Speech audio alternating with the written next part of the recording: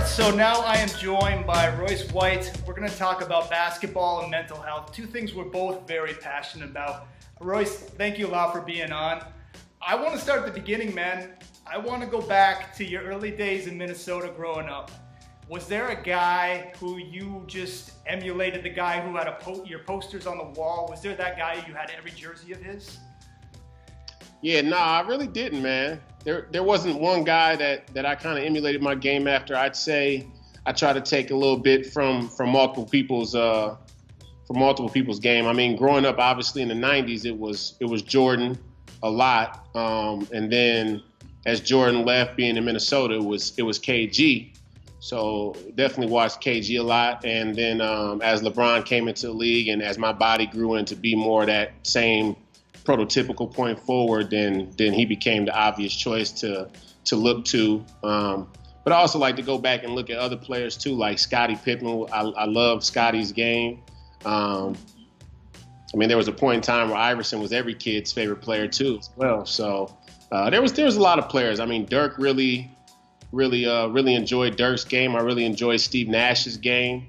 I think passing wise, I probably modeled myself after Steve Nash more than anybody. So. Mm-hmm.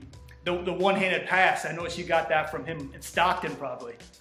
Yeah, I was at a camp, and I didn't go to Steve Nash camp, but I went to one of the skills academies, and this was something that Nike put on for, the top guys in high school. And I wasn't at the Steve Nash camp, but I heard a quote from him from his camp with the point guards, and he talked about not being afraid of making a mistake, and that really stuck with me as I went through college. And I got some turnovers because of it, but I also was able to be in the top 5 in assists in the Big 12, so it shook out pretty good. Yeah, I wanted to get to that. I mean, statistically, that 1 year at Iowa State, you led your team in 5 categories: points, rebounds, assists, steals, and blocks. Draymond Green didn't even do that.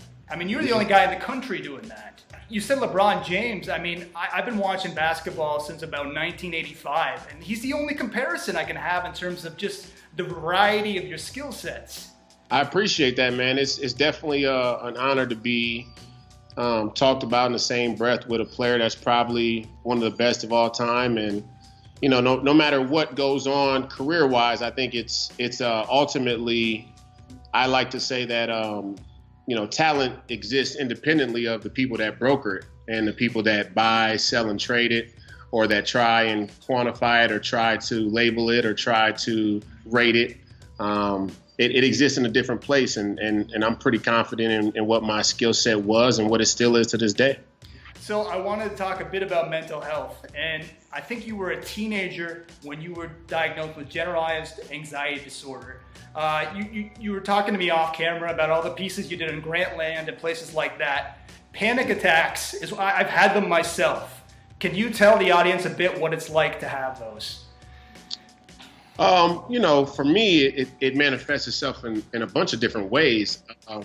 My first panic attack was a complete out-of-body experience, an experience where I was 99.9% sure I was going to die that night.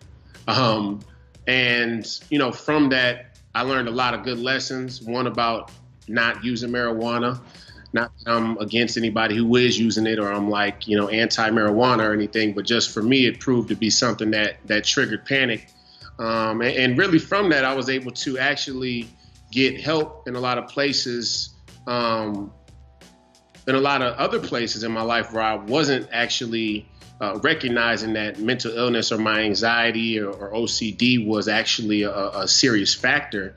And I was able to learn that through that first panic experience. So as bad as it was, it actually ended up being a blessing in the end.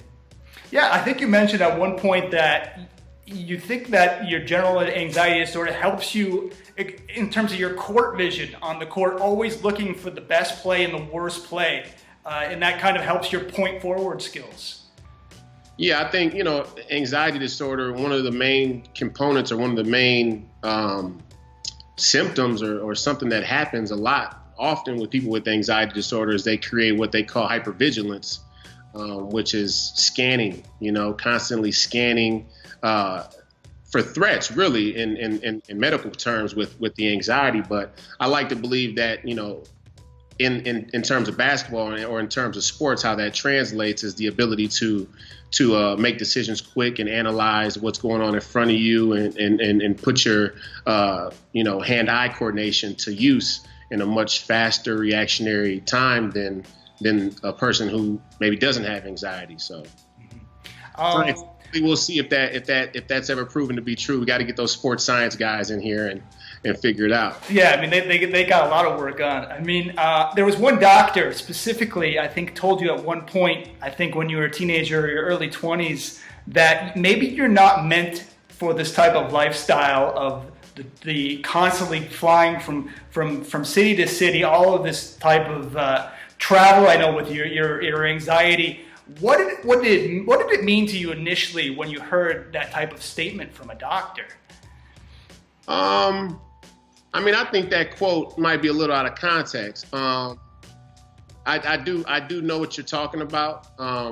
And it wasn't necessarily that it wasn't a lifestyle that I could excel at or by other people's standards succeed at. It was from the perspective of medicine and science and just knowing how the human body works and knowing some of the proclivities that come along with being a professional athlete, not even from the physical standpoint or from the anxiety standpoint, but from the standpoint of the spotlight or the microscope or the unfair judgment or the ridicule or the money or any of these number of things that we see come along with professional sports or high success positions in America in many industries. So, I think your comment was more to help me prepare that if I was going to be a professional athlete, that I always had to keep my health and my wellness in mind. And I think that set the stage for a lot of my advocacy within that space later on. So I wanted to jump ahead to when you shifted gears into being a mental health advocate like myself.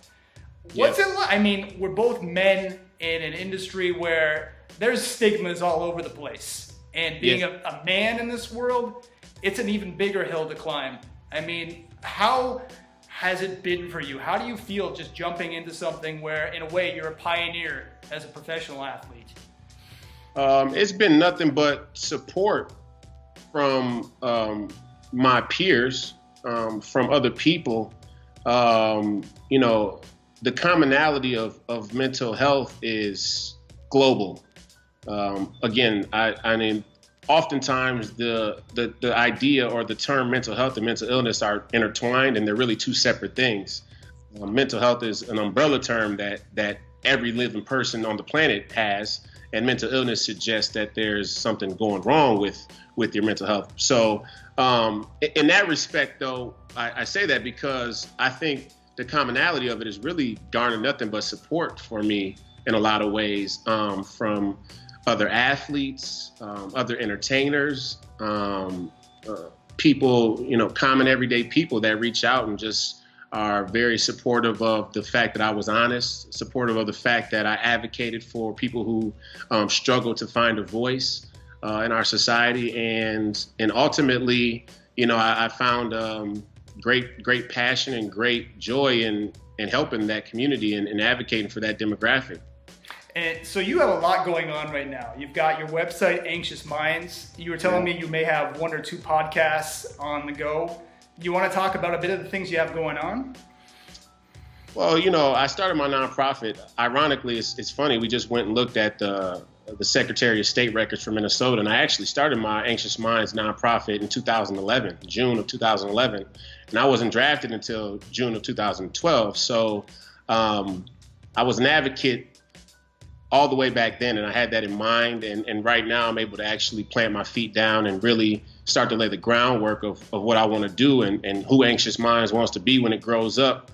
And we're excited about a number of different things. Like and like we talked about, the mental health conversation and topic is very multi-layered.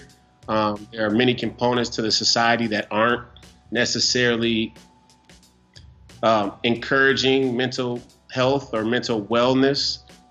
So that sets the stage for us to work in a number of different ways to find solutions for people who are struggling. I have one last question for you. It's a two-parter. do you see yourself returning to the NBA or any professional basketball league? And do you see the workplace in the NBA and in professional sports having a universal mental health policy down the road? Well, I think universal health policy for the workplace already exists. I think it's more about do we acknowledge it and do we see it through? Again, in my advocacy for mental health policy within the NBA, a lot of conversation came up about ADA law and EEOC and things of that nature. And those are things that most people don't know about. I mean, you take 10 people off the street and you ask them about ADA law. If you don't have a disability, you probably wouldn't know about ADA law. And if you don't have a mental illness, you probably wouldn't know that mental illness is actually a qualifiable disability. So I think there's just an awareness piece that needs to happen. And even within the NBA and within their officials and decision makers, I think there's a learning process that is happening right now. Whether or not they'll adopt a policy that actually reflects care and support to the standard of the medical field within that league, that's a decision that's going to be made in a time and space where I wouldn't dare predict the outcome. There's a lot of factors there. And, like I've said before a number of times, cost benefit analysis and practices like that within capitalism and different corporations and industries in this country and around the world have stopped us from making legitimate progress in all types of things, not just mental health, but general health and a number of other social issues. So it's hard to predict, but I definitely would say that there's no denying that mental health should have parity in the workplace, and there's even scientific evidence that suggests that when implemented, that worker productivity goes up. So I'm very skeptical as to why it's so slow to come on. There's a lot of work to do. Yourself, myself included. Like I said, it is an uphill battle, but I think we're gaining ground. I think the stigma is finally slowly coming out in the open, and that's a start. So anyways, I wanted to thank you, Royce, for everything you've been doing, everything you've been through, and for pushing forward in a cause that needs a lot of help. So I really appreciate you being on today, and best of luck to you in the future. Yeah, thank you, man. I appreciate you giving me a space to talk, and hopefully we'll be back on soon.